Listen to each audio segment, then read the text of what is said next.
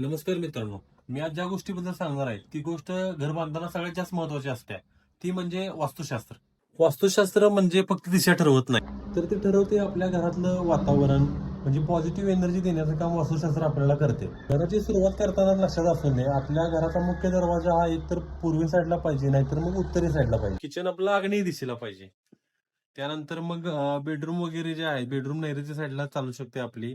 आणि देवारा जो काय आहे, देवारा हा ईशान्य कोपऱ्यात पाहिजे. नंतर बाथरूम एकतर पश्चिम किंवा उत्तर पश्चिम साईडला पाहिजे ना, दक्षिण किंवा पश्चिम भागात पाहिजे. अंडरग्राऊंड टाकी शक्यतो आपली ईशान्य कोपऱ्यात पाहिजे. आणि आपण स्लॅबवरती जर ठेवणार असेल तर पश्चिम व दक्षिण दिशेला आपल्याला चालू शकतो. घराच्या पूर्व व उत्तर साईडला जितक्या जास्त खिडक्या घेता येतील तेवढ्या आपण घेतल्या पाहिजे. आपण यातील जेवढं जास्त वास्तुशास्त्र पाळू शकतोय तेवढं आपण पाळायला पाहिजे.